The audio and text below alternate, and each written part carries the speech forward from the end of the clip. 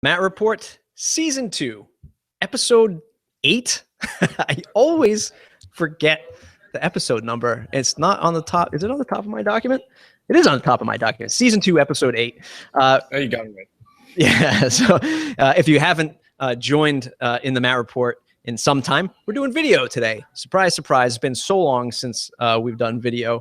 So happy to kind of bring that back. We actually kind of brought back all the stuff I used to do pre-show, getting everything prepared is quite different than just recording a typical audio podcast. Anyway, it's mattreport.com/subscribe. Join the mailing list. It's where you can find all the great information and updates to the show. Search us on iTunes. Still looking for 100 reviews to be the top-rated WordPress show in the iTunes directory. And if this is your first time, in fact, listening to the show, what is the show all about? Well, this is a show all about WordPress, right? But WordPress for entrepreneurs, WordPress for business builders, and WordPress for developers and designers, right? We don't dive deep into the technical, the technical pitfalls that might be out there, but it's very much about how you run your business using WordPress, whether you're the end user or somebody running a WordPress business, selling WordPress services or selling products like Devin and I do. And today's topic is going to be the 12 ways to support your WordPress customer, right? And this could kind of go both ways, either services or products, but it's primarily for products. So if you're selling themes, you're selling plugins, today's show is going to be for you. Get 12 different ways. We're going to explore these 12 different ways. What works best for us? What we're doing, what we're supposed to be doing, that we know we're not doing very well. I've got some specific points on that. But before we dive into that topic, sort of the story arc for Season 2, and the reason why Devin has joined us is to talk about our businesses, right, in a more sort of intimate way, and product launches. So I will start with the first quick business update from my end. The product that's part of this season story arc for me anyway is Julep. And how much have I got done of Julep since our last episode? 0. Absolutely squat. It has taken a backseat in light of a very, very time-consuming client pipeline that we have on our services business. But all of that said, our meat and potatoes of product revenue, our theme business, and our conductor business is very, very busy. So in my updates today, we are about to launch Baton Pro, which is a new theme. And we're preparing the pro version. We're preparing the free version, getting the free version ready for WordPress.org submission. And very interestingly enough, which is not in my show notes, but WordPress.org themes, and Devin, since our last discussion, our last episode about the theme business, right? And the whole top 20 themes and automated downloads and all that fun stuff, the theme directory has now switched to active theme installs, which really threw a monkey wrench, in my point of view, into the grand scheme of things, because now we're seeing very old legacy themes sort of rising way back up into the rankings, which haven't been there in some time because they just sort of fell off. They got a little bit older, a little bit longer in the tooth. But now, because there's so many active installs from those legacy themes, they have now shot right back up to the top of the rankings, and responsive theme being one of them. Interesting. So, nobody's really talking about this. Nobody wants to. Maybe it's not as interesting as it is to me, but I'm very curious on how that is going to shift the dynamics of upsell and the conversion rates, and maybe businesses that were doing really well because they were ranking high with the amount of downloads, which now have sort of flipped the script on them, to now maybe just bringing businesses back to life that weren't seeing any upsells because they just weren't really on the top lists, and now they have that chance to be on the top list again. So kind of interested to see where that goes. But anyway, when did that change happen? Man, I saw it yesterday. And I had a busy weekend, like just doing yard work. So usually I check the theme repo every single day, and I sort of didn't do it for a couple days. And yesterday I saw it and I was like, whoa, I didn't even tweet it out because, I don't want to be that guy always harping on the subject, but I just noticed it yesterday. So to answer your question, recent, then. Yeah, I don't know the exact day, but definitely since like at least Thursday of last week. Right. Gotcha. So in the last few days, that's when that happened. Which, hey, to me, somebody who tracks this stuff, I think it's going to be a big deal. Because now it's like you actually get to see the active installs, right, versus the downloads. Yeah. Which Well, we I saw. know when the plugin directory switched over, it was a big deal, and we track it every day, like you said, and it's a lot more, interesting than just downloads. Yeah, yeah, and yeah, I mean, and it's definitely,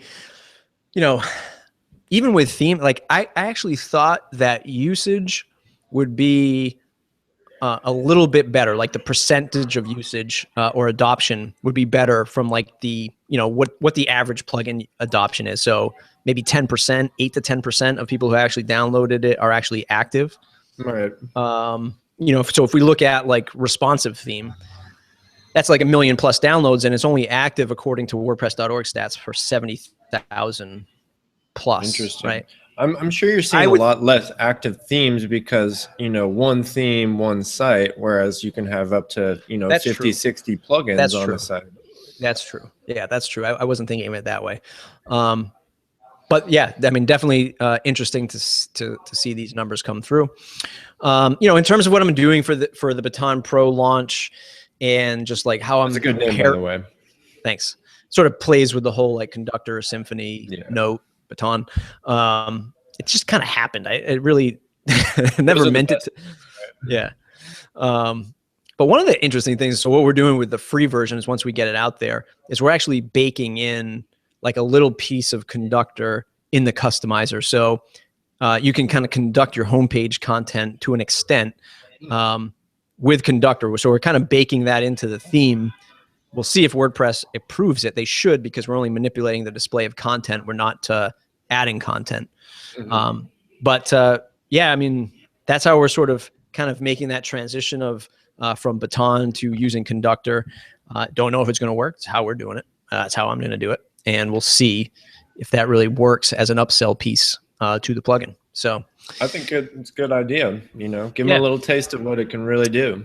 Yeah, and in terms of marketing, what I've done is I gave an early release to Bob from Bob WP, bobwp.com.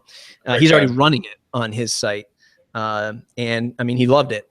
Short of some of the general sort of figuring out how our themes work versus another theme, he didn't have any problems, and he's going to do a review on that on his site about his experience. So I'm excited for that. So.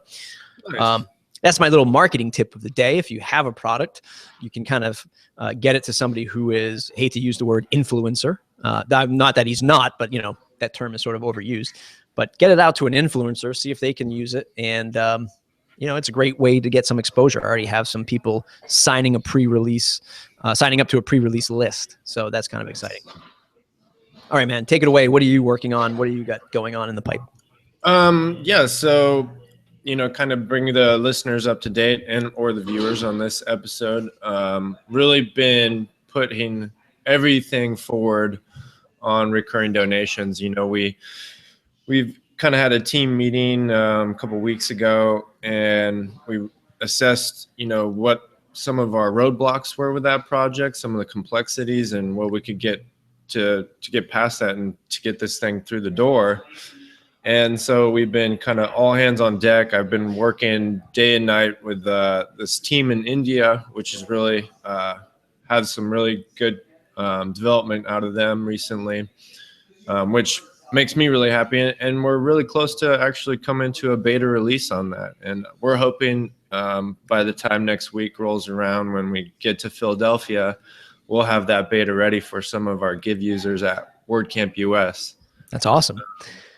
So, while that has taken front and center, our other, stuff in progress like Facebook reviews, which is going to be a widget and shortcut, allows you to, show your Facebook reviews on your WordPress website, is pretty much done. It just doesn't have some of the documentation and support material that we need. And we'll talk about in this episode that's really critical for your plugins and themes. That stuff's not done. The code is done.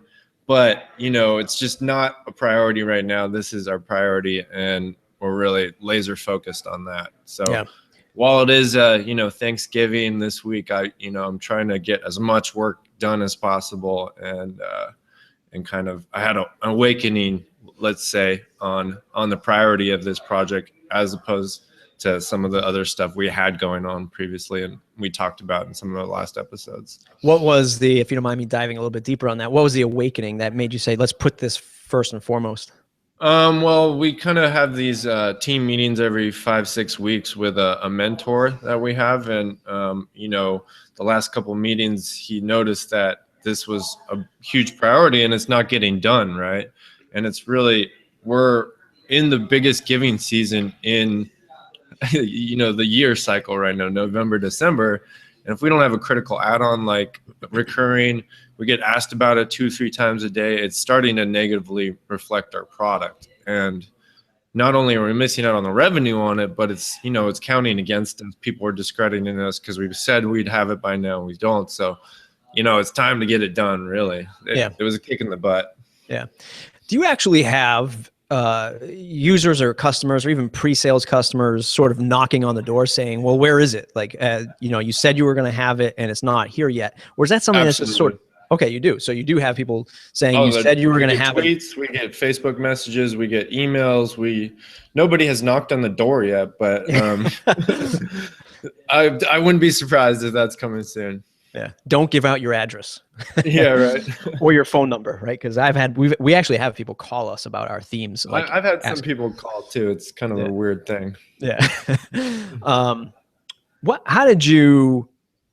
How did you prioritize that? So when the team sat down, like, was that, you were just like, you know, we're going to push everything off the shelf and just place this up here. Like, what did that process look like? I mean, it was kind of our mentor who was helping us and give us advice really kind of brought that forefront into the, you know, the light that we kind of weren't seeing. And, you know, we knew it was a priority, but not at the level that, you know, he brought to our attention. And then it just kind of made sense. You know, it's like, really, you're missing the bus on this and it's not good. You need to get it done and no excuses now. Because we've been giving excuses for too long. Yeah.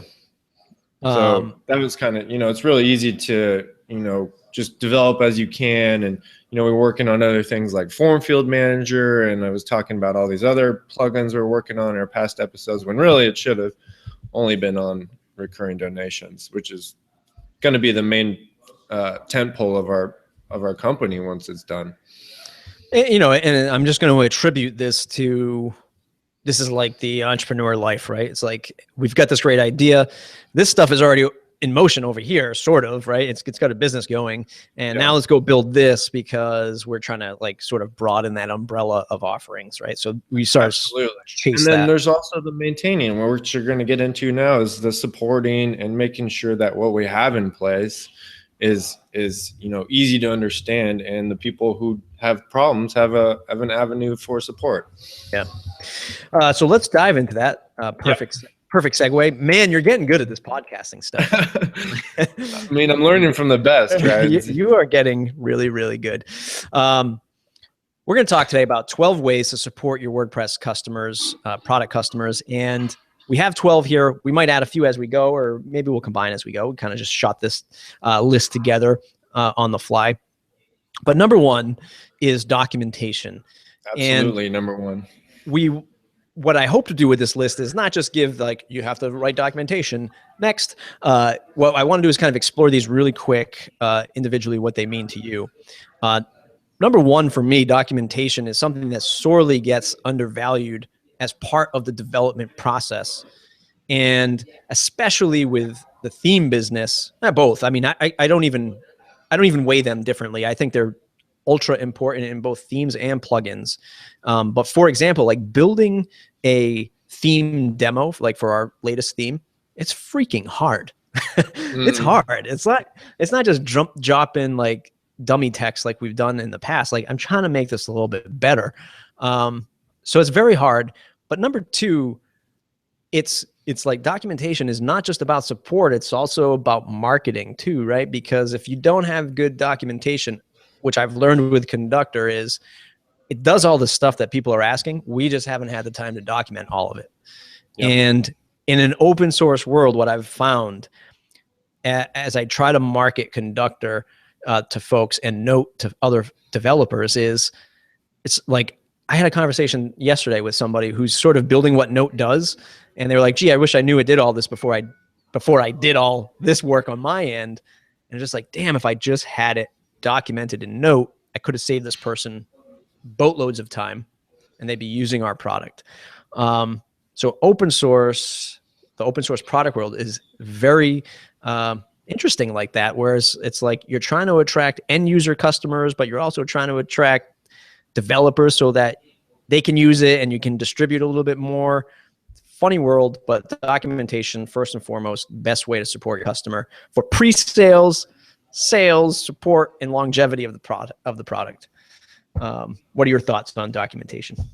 Absolutely. I mean, not only will it reduce your overall support time if you have that documentation in place, it's going to make your team more efficient, and if you're using tools that we'll talk about coming up, like Help Scout, which have kind of like a fast documentation built in that you can use in your canned replies, it's going to really speed up your team. You're going to get through a lot more tickets faster.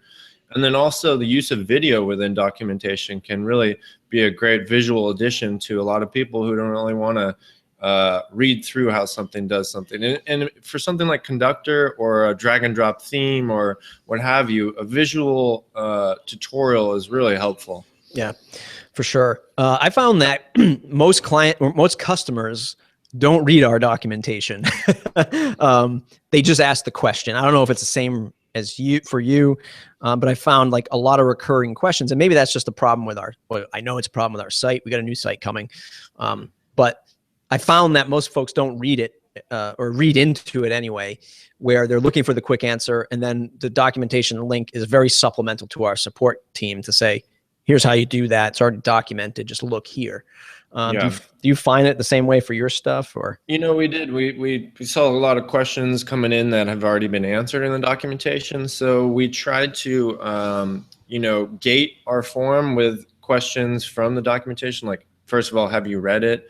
And then also when they activate the plugin, there's a nice little banner that shows up with a link to the documentation, also a link to the support. That's a great idea.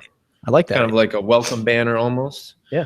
And I had another thing too. There's a third aspect that they get to, but also, just providing the documentation for those generic questions for the people that get through and ask you those things that have already been answered. Yeah, for sure. So the most obvious one, documentation, it's also the hardest for product developers, business owners. It's time consuming, and as you are bootstrapping the business and trying to develop and iterate and sell and market, and then there's like this big gray cloud of documentation just hanging over you, but it's so important. Quickly, Matt, how do you handle your documentation? Is it a custom post type on your website that has a category attached to it, or is it something through a Help Scout or something else like that? That's a great question. So we happen to build a great plugin for content display. There you go. And we make custom post types. We have a plugin that we've contributed to on .org for custom. It's custom post type maker is the plugin name, and we use that to create our docs. Put some taxonomy attached to that, and then use Conductor to display that. So when you go to developer docs, it displays all the developer docs. User guide, it displays all the articles of user guides. So there's that. That's the sort of the technical way of doing it. Right now, we have a few interns for this semester, and they're heavily entrenched in building documentation for our theme stuff. Very nice. So that's how we're doing that. And one more question. Do you see it as a big sales funnel? Because we see a lot of sales go through our documentation. People are first checking it out, and then they'll make a purchase decision from the sales or from the docs. Absolutely. And we also know it's critically hurting us in sales at the same time, because there are we don't have every we have most of our hooks documented, but not examples, right? Mm-hmm. When I think of companies that do this really well, I think of, just off the top of my head, it's like Ninja Forms. They do it really well, where it's well documented on how to actually use it with code snippets versus just saying here's the name of it, right? Mm-hmm. Or here's the function name, that kind of thing. So one of the things, so that's an area that we are looking to improve upon for sure. Cool. because I feel like it is a great sales funnel as well. Number 2 in the 12 ways to support your WordPress product customer are blog posts, right? And I'll actually throw in, well, actually, no, I'll just for the sanity of This is something you do way better than we do. Well, yeah, I mean, it's actually, so again, it's a time thing. Blog post or use case tutorials, right? So this is, again, something that's pre-sales and support. You're writing and creating blog posts on ways that people use your product. Or if you're like me with Baton Pro right now, it's a lot of sort of like behind the scenes thing. Like, here's a sneak peek of how you're going to use Baton Pro. Here's how Bob WP used it. And you're able to create some videos and some content that will also teach somebody how to use it in that use case. So I'm a huge proponent. I'm a huge proponent on that. It's a huge, again, like everything else, it's a very time consuming thing. It's not as boring as documentation. That's for sure. But it's a great way to, I mean, I use it all the time in support, like going back to finding a blog post that I wrote on how to make a landing page for WooCommerce. You know, I just pull up the blog post and I just send the link and here's how you do it. It's actually not even an official documentation, but it's just a blog post and we just use it as a resource. And that's the second way, right? Have you been doing this at all? Have you been taking a shot at it? Yeah, you know, we have this section on our site called Give Stories. And one of the stories is a professional skier that used Give to raise money to go to a competition, and it was kind of a nice, exciting story. And I personally didn't write that, but we do have more content marketing coming out, and it really helps. Like real life stories, like Bob WP, like you mentioned, that's really great stuff. Yeah, telling the stories are what sells. It's just you know, you have to create a lot of stories. Yeah, you have to find these stories, right? Right. You have to find these stories in order for them to be useful. And will this story be useful to your potential customer? You don't know until you start gathering that. But that's all part of the whole marketing thing, but great for support in this case. Let's move on to number 3 in our list of 12, seminars and webinars. This is something that I'm really starting to look forward to in 2016. I was so hoping to have it rolling by now, but unfortunately not.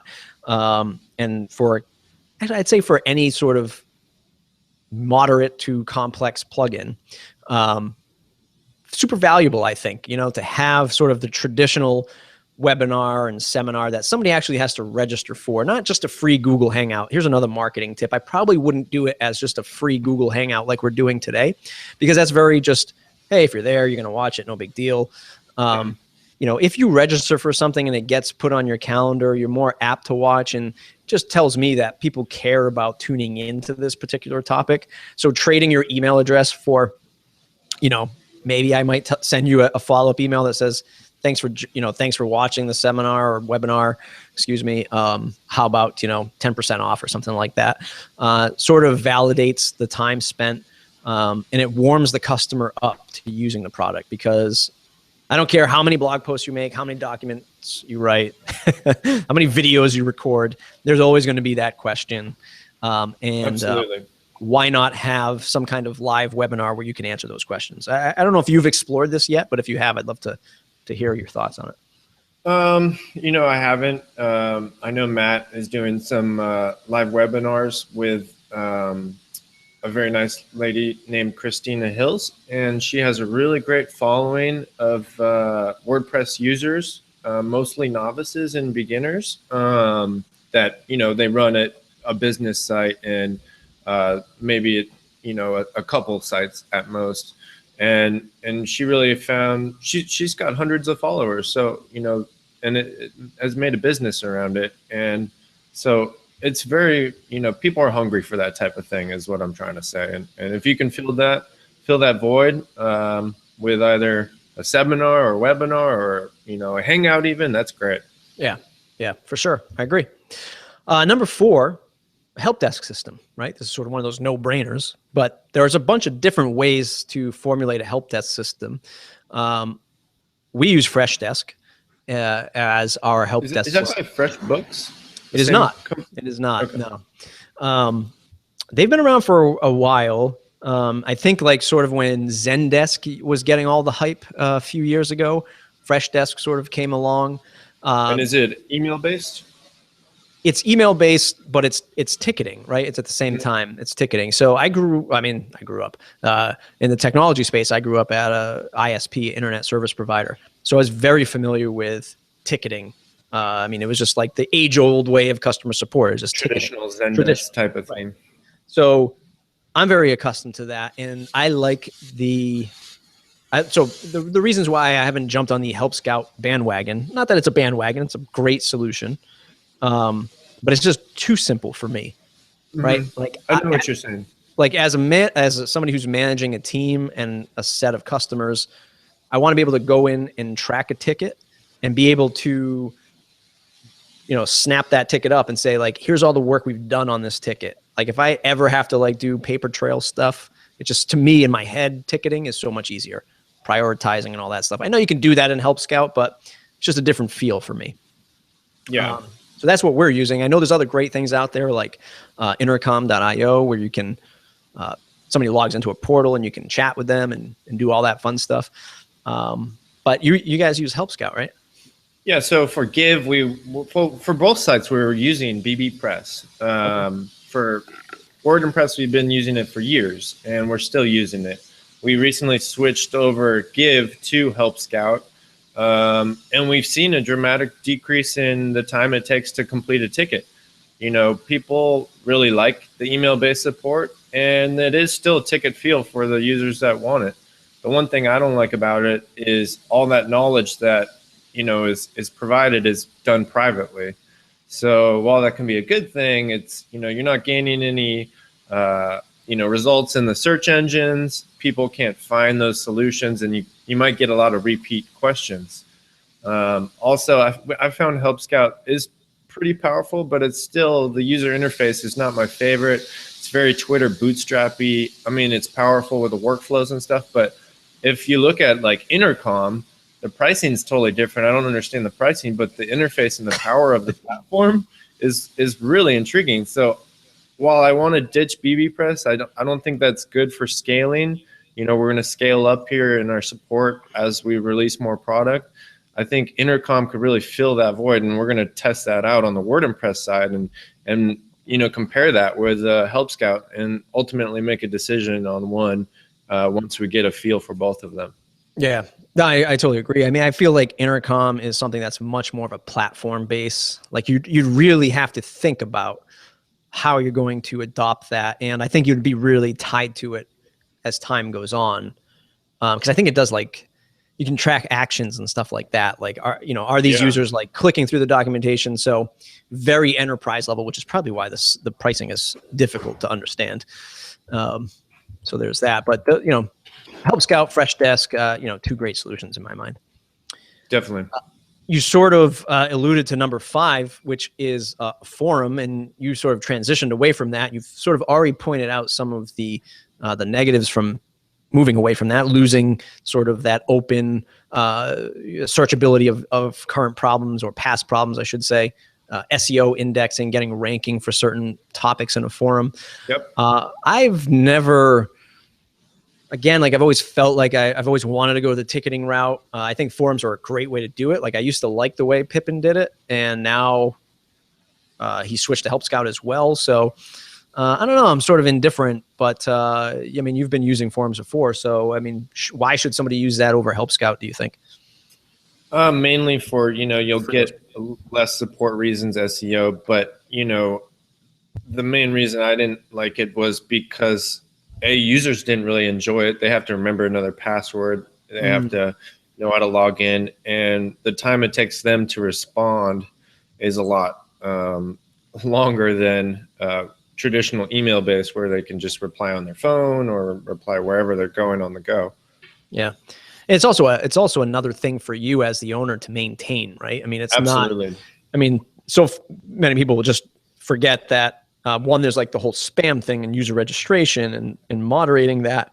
And then it's just like the thought of updating your site or changing marketing look and feel of a site, that kind of thing, porting a site over. Like as time goes on, that's a lot of content that sits there. Yeah, it's a lot of development too. BBPress can do anything you want it to do, and you can make it, work like the perfect form, but you're going to spend a lot of time developing on it to do what you want it to do. And is that really what you want to spend your time doing? Right. I spent like a day tweaking our support form, and then I looked back and I was like, I wasted a whole day doing this. This isn't what I want to do. This is not. It's like when I try to be my own sysadmin and run my own AWS instance. It's just not what I do. Pay the people that know how to do it.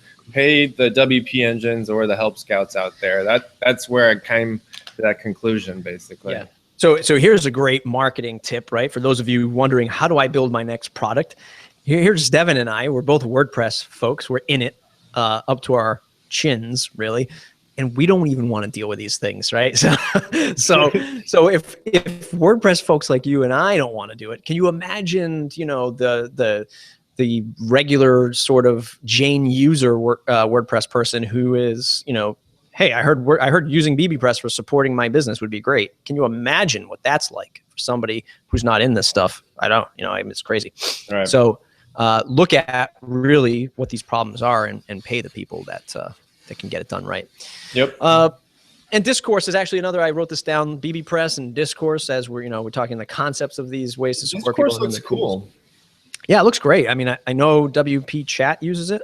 Yeah, the Sage guys use it too. Yep. Looks like a great platform. I haven't really played with it. I haven't installed it, but it looks great. I like interacting with it as an end user. So that might be another route you can take.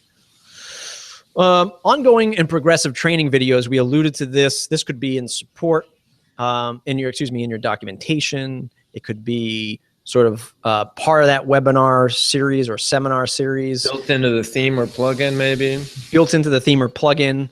But keeping them going, right? And we have the 12th one, which sort of is similar to this, but I'll leave that at number 12 is still. But ongoing and progressive training videos, one of the things that I've been trying to do as I've created videos is make long videos and make short videos, or at least edit out some of the sections of longer videos. So, for example, like in the Baton Pro, we have a theme demo out there right now on our YouTube channel. It shows you how to set up the front page.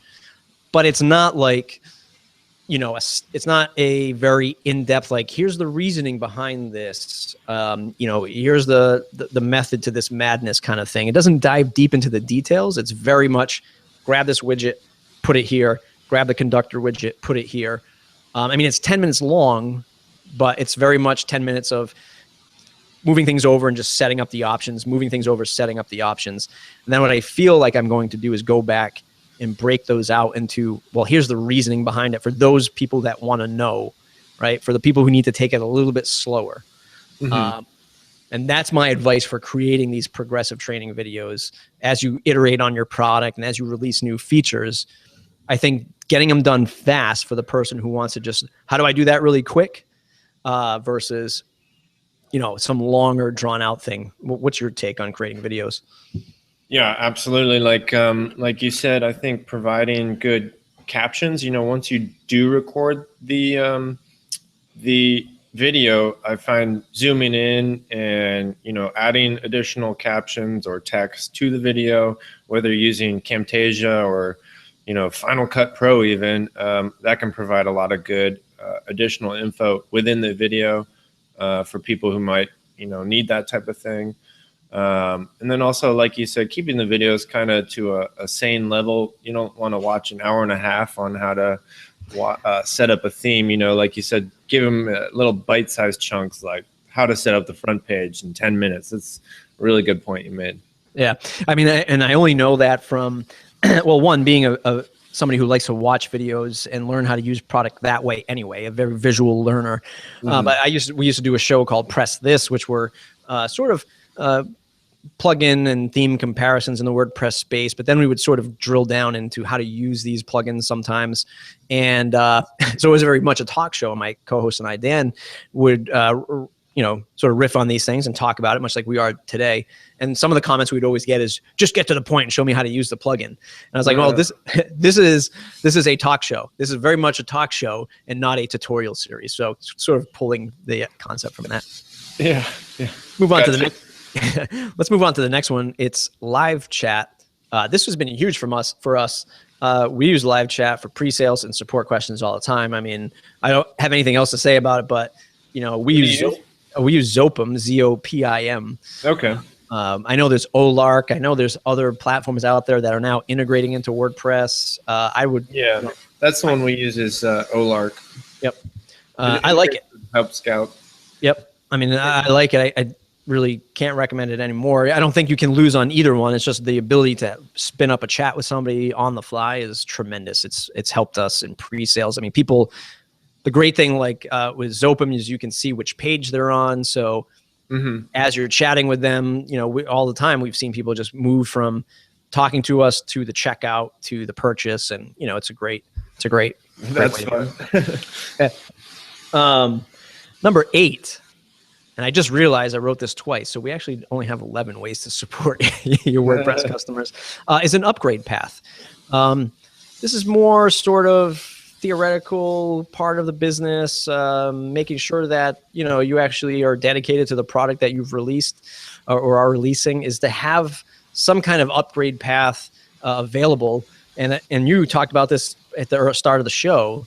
Is you had an upgrade path to say we are going to release a recurring donations add-on, and you saw how important it was for folks. So I think it's a great way to support your customers in a sense, right? In a real theoretical sense, is sort of we're supporting you because we are going to continue to invest in this plugin.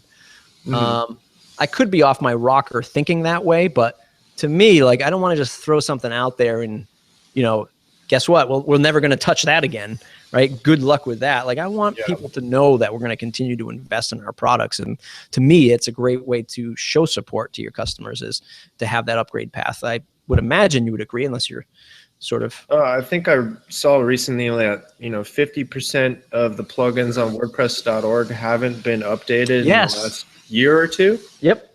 And there's a term like set it and forget it plugins, and which means the developer kind of just released it and forgot about it, which makes me, if I'm going to start a business website, I'm going to want to know there's somebody behind it. And absolutely, if you're releasing add-ons or continually updating the core plugin, or for instance, you just are dedicated to a free plugin, that speaks volumes for what you're doing or your company's doing and your contribution to the community. Yeah.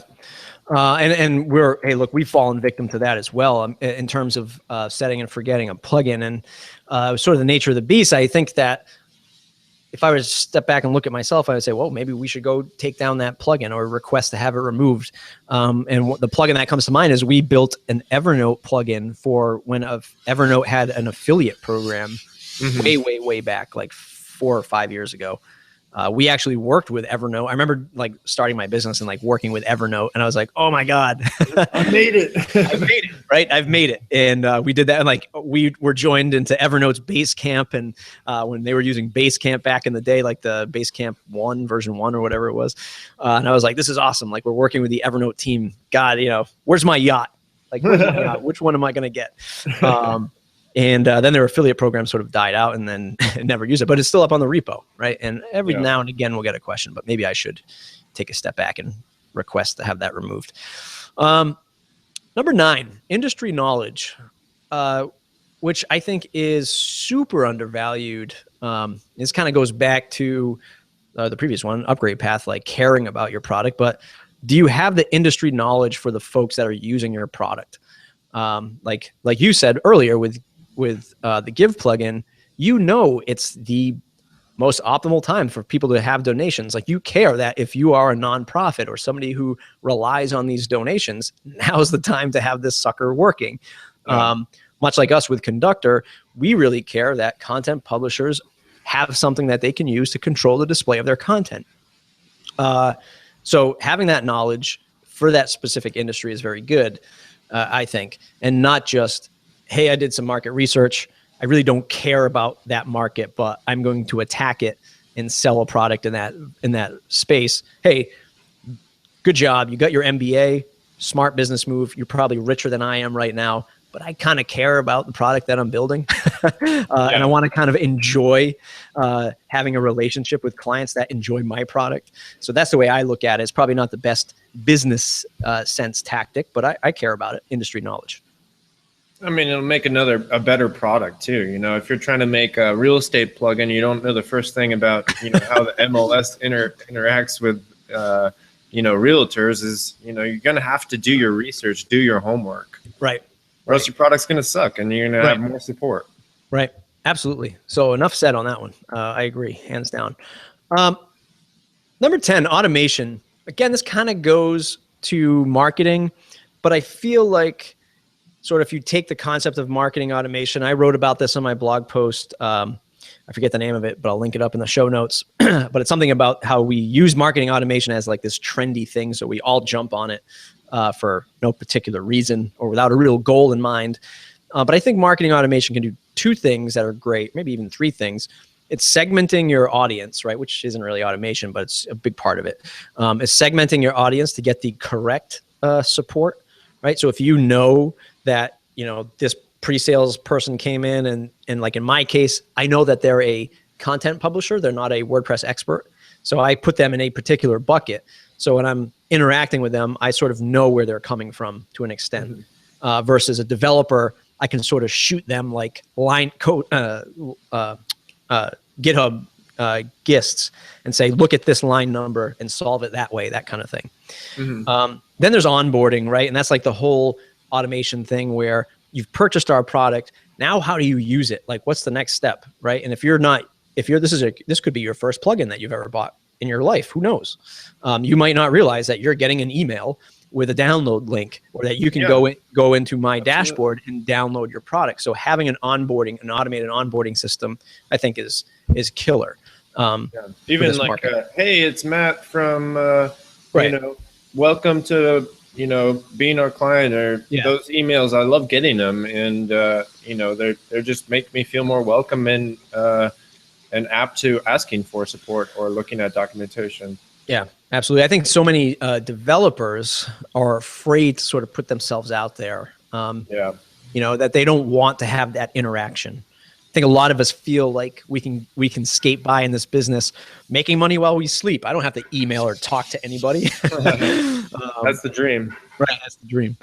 Last but not least, number 11. I know we said 12, but I've sort of made a quick on-the-fly edit there. Number 11 is what we're calling educational shows, podcasts, and what you brought up prior to the show is blabs, right? And I sort of put this in the content marketing bucket. We hinted at it before. It's not just sort of drier, more concrete training videos or webinars, but this is something that makes you more of a media company, right? This is something that is fun, like the stories you talked about before. We do conduct our office hours where it's a little bit of fun, a little bit of education, a little bit of pre-sales kind of thing. And you talk about blabs. So why don't you talk about your success with running a blab for your company? Yeah, so Blab's really great. It allows people to log in with just their Twitter. You get 4 screens, so you can imagine it like a hangout with less barrier to entry. People can just click on the screen. As a moderator, you can let them in.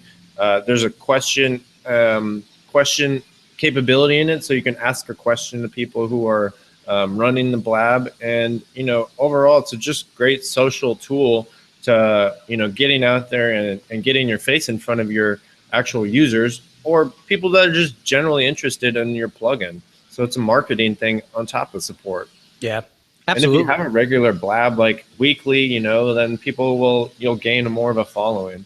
Yeah, I totally agree. I mean, organic marketing and like this content marketing, video production thing. It's the only way I really know how to do this. And there are much smarter people out there that do Facebook ads and funnels and all this stuff. I just, I want to have conversations. Like I do so much like one-on-one demonstrations of Conductor that it is never going to, at this point, give me a return on investment in that time. But even prior to this call, like I did an half-hour-long call with somebody showing them how he can use it in his business, and just demonstrating and taking it step by step. And it's one of those things where you're creating this content. It's a little bit more evergreen, and it's fun and it's engaging. It's the only way I know how to do it.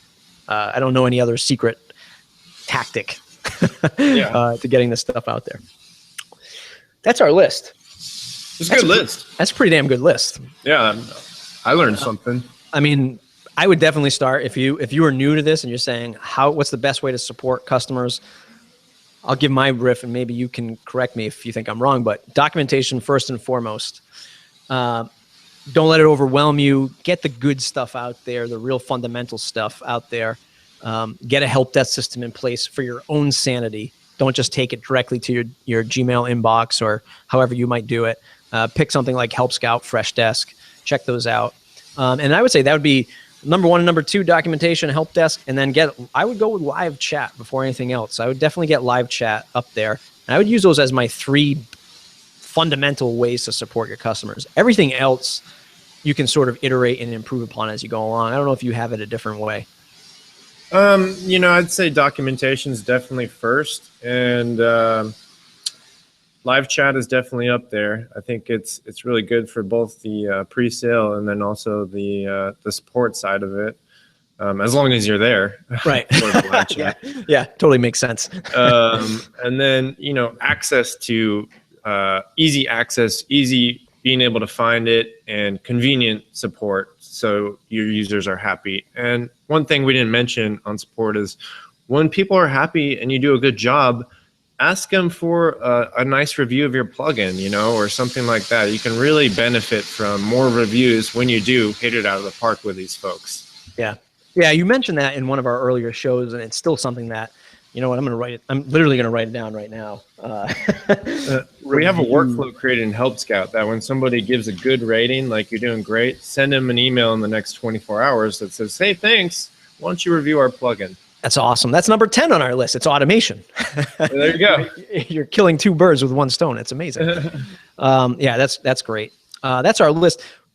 One thing I want to just riff on real quick. I know this is an extra long episode, but we didn't mention it. I had it written down is WordPress launched WordPress.com, whole big revamp. I'm not going to get into all the specifics, but they launched an app for Mac only. Have you had a chance to kind of play around with it yet? Being a PC user, I haven't had the chance to do that yet, but I looked at it. I went on the GitHub repo and poked around the code for a little bit, read all the stuff. It's Calypso. It sounds really, really neat. Yeah. I'm kind of scratching my head, wondering why it's just a Mac-based app. I'm sure next week we'll hear a whole lot more about it, at WordCamp US. Yeah, for sure. I mean, so real quick, yeah, I downloaded it. I'm a Mac and a Windows user. My home computer is a Windows computer. Look, everybody hates on Windows. Believe me, I was one of those guys. I was a sysadmin for the longest time. Yeah. I loved Windows 7. I didn't use Windows 8, right? Was there even a Windows 8? I think there was. Oh, there was. Yeah. So I was a big advocate on like 64-bit Windows 7. I thought it was a great operating system. Windows 10 has been rock solid so far, and I've been using that. And I really enjoy it. I love what Microsoft is doing. But that's a whole other episode. But how did you like Calypso? But I really enjoyed it. I really think it's an awesome move. It really shows, especially in the light of Drupal 8 coming out. I think on the enterprise level and the API and having a framework, and I haven't seen anybody talk about this yet. I was thinking about putting it down into a blog post. I haven't seen anybody talk about it yet.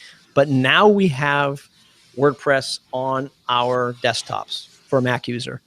And what that means is I can now begin to think about creating interfaces and applications for my clients' WordPress sites, right?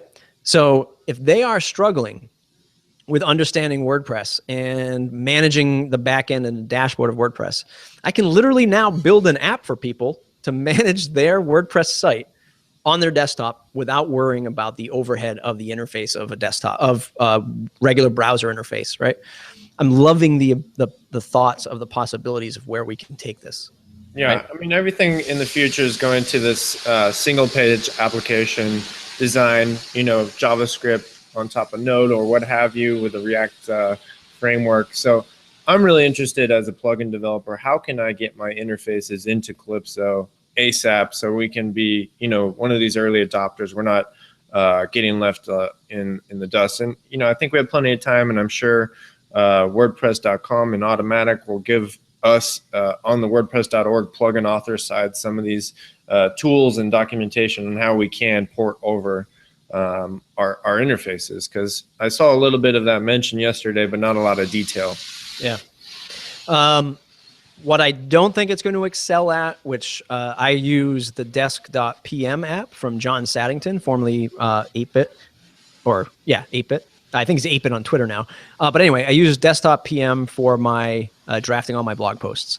It's a very pure writing experience, whereas this app from WordPress is very like, let me manage all of my WordPress sites. Here's all my Jetpack stats.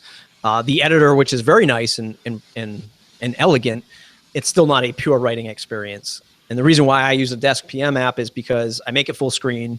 All I see is a cursor and text, and I just write. And that's where that excels. So for publishers that are really writing long form story, I don't think you'll be drafting all your content in there. I think they'll get it to a point where you will, but just not right now. Yeah. Hey man, ridiculously awesome show.